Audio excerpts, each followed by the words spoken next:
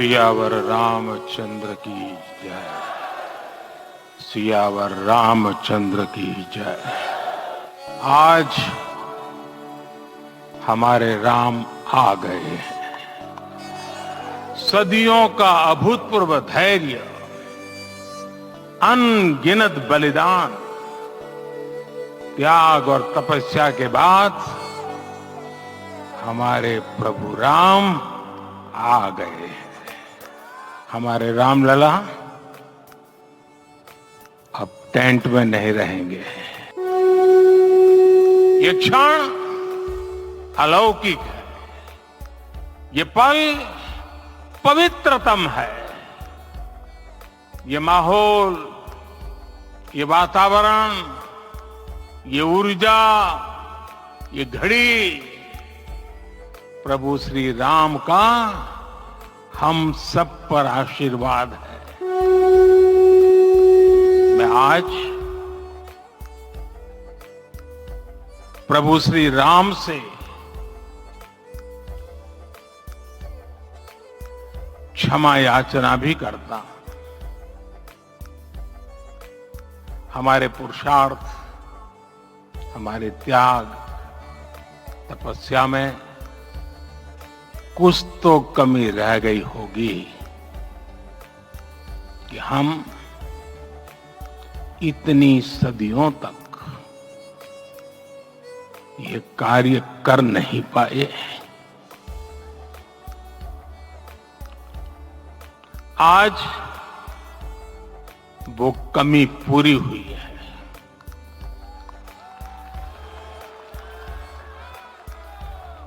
मुझे विश्वास है प्रभु राम आज हमें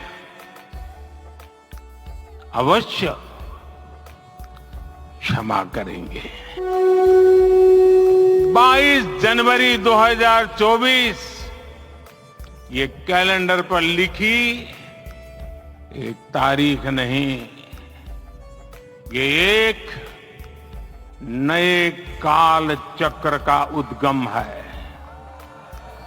आज हमें सदियों के उस धैर्य की धरोहर मिली है। आज हमें श्री राम का मंदिर मिला है। गुलामी की मानसिकता को तोड़कर उठ खड़ा हो राष्ट्र। अतीत के हर दंश से हौसला लेता हुआ राष्ट्र ऐसे ही नव इतिहास का सृजन करता है।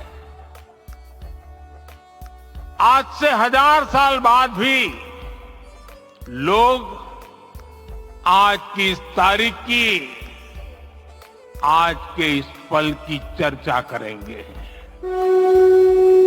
आज दिन, दिशाएं, दिगंत सब दिव्यता से परिपूर्ण है। ये समय सामान्य समय नहीं है। ये काल के चक्र पर सर्वकालिक शाही से अंकित हो रही अमिट स्मृति रेखाएं हैं। भारत के तो संविधान में उसकी पहली प्रति में भगवान राम विराजमान है।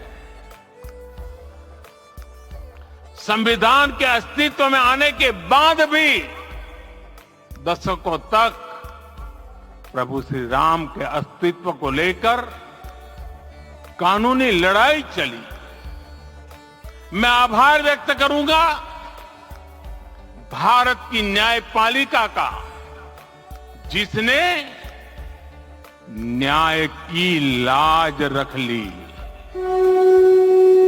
अपने 11 दिन के व्रत अनुष्ठान के दौरान मैंने उन स्थानों का चरण स्पर्श करने का प्रयास किया जहां प्रभु राम के चरण पड़े थे। चाहे वो नासिक का पंचवटी धाम हो, केरला का पवित्र त्रिपायर मंदिर हो, आंध्र प्रदेश में लेपाक्षी हो, श्रीरंगम में रंगनाथ स्वामी मंदिर हो, रामेश्वरम में श्री रामनाथ स्वामी मंदिर हो, सागर से सरयू तक हर जगह राम नाम का वही उत्सव भाव छाया हुआ है। प्रभु राम तो भारत की आत्मा के कण कण से जुड़े हुए हैं। राम भारतवासियों के अंतर मन में विराजे हुए हैं। हर युग में लोगों ने राम को जिया है। राम कथा असीम है और रामायण भी अनंत है। राम के आदर्श, राम के मूल्य, राम की शिक्षाएं सब जगह एक समान है। उन अनगिनत राम भक्तों के, उन अनगिनत कार सेवकों के और उन अनगिनत संत महात्माओं के हम सब ऋणी हैं। ये अवसर सिर्फ विजय का नहीं, विनय का भी है। वो भी एक समय था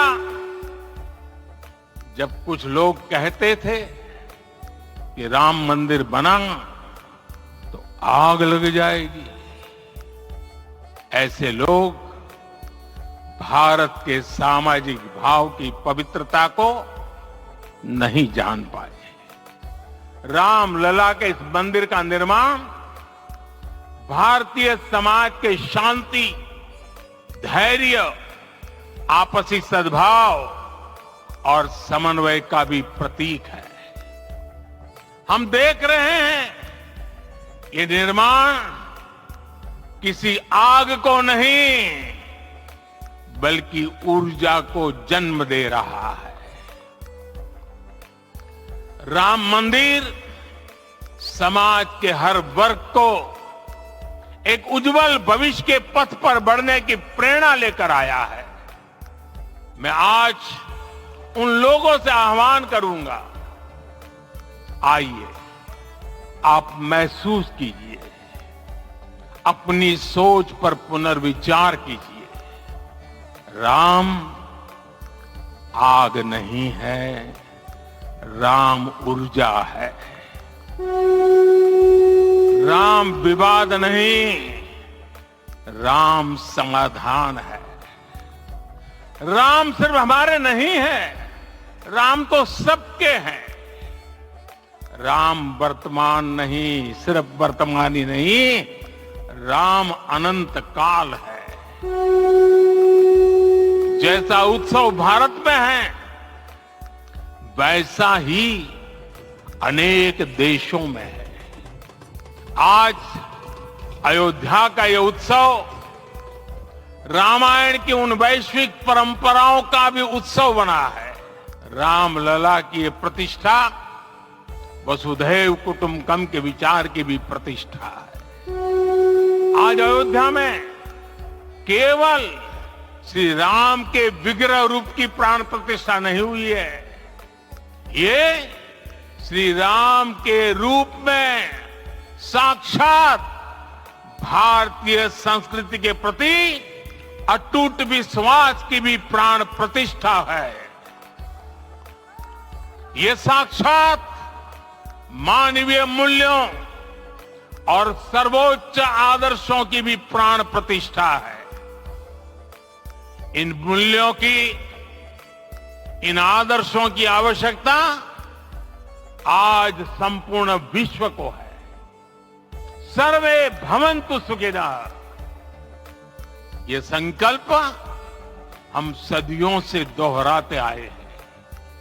आज उसी संकल्प को राम मंदिर के रूप में साक्षात आकार मिला है। ये मंदिर मात्र एक देव मंदिर नहीं है, ये भारत की दृष्टि का, भारत के दर्शन का, भारत के दिग्दर्शन का मंदिर है। ये राम के रूप में राष्ट्र चेतना का मंदिर है। राम भारत की आस्था है, राम भारत का आधार है, राम भारत का विचार है, राम भारत का विधान है, राम भारत की चेतना है, राम भारत का चिंतन है, राम भारत की प्रतिष्ठा है, राम भारत का प्रताप है, राम प्रवाह है, राम प्रभाव है, राम नेति भी है, राम नीति भी है, राम नित्यता भी है, राम निरंतरता भी है, राम विभु है, विशद है, राम व्यापक है, विश्व है, विश्वात्मा है। और इसलिए जब राम की प्रतिष्ठा होती है तो उसका प्रभाव वर्षों या शताब्दियों तक ही नहीं होता, उसका प्रभाव हजारों वर्षों के लिए होता है। श्री राम का भव्य मंदिर तो बन गया, अब आगे क्या? सदियों का इंतजार तो खत्म हो गया, अब आगे क्या? आज मैं पूरे पवित्र मन से महसूस कर रहा हूं कि काल चक्र बदल रहा है। हमें आज से, इस पवित्र समय से अगले 1000 साल के भारत की नींव रखनी है।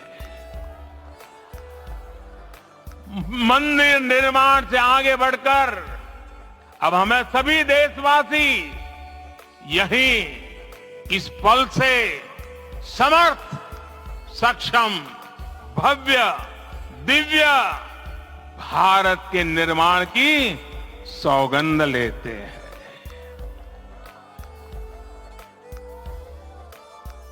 राम के विचार मानस के साथ ही जनमानस में भी हो, यही राष्ट्र निर्माण की सीढ़ी है। हमारी चेतना का विस्तार देव से देश तक, राम से राष्ट्र तक होना चाहिए। सब अपने हैं, सभी समान है। प्रत्येक भारतीय में अपनत्व की, बंधुत्व की ये भावना समर्थ, सक्षम, भव्य, दिव्य भारत का आधार बनेगी। और यही तो है देव से देश और राम से राष्ट्र की चेतना का विस्तार।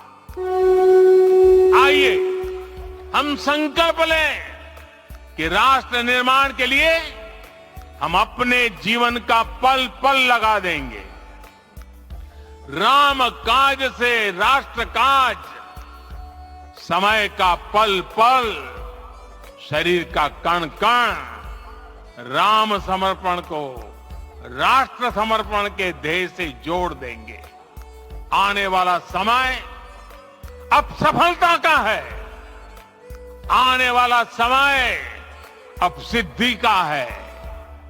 ये भव्य राम मंदिर साक्षी बनेगा भारत के उत्कर्ष का, भारत के उदय का।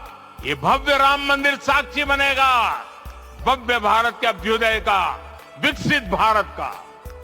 ये मंदिर सिखाता है कि अगर लक्ष्य सत्य प्रमाणित हो, अगर लक्ष्य सामूहिकता और संगठित शक्ति से जन्मा हो, तब उस लक्ष्य को प्राप्त करना असंभव नहीं है।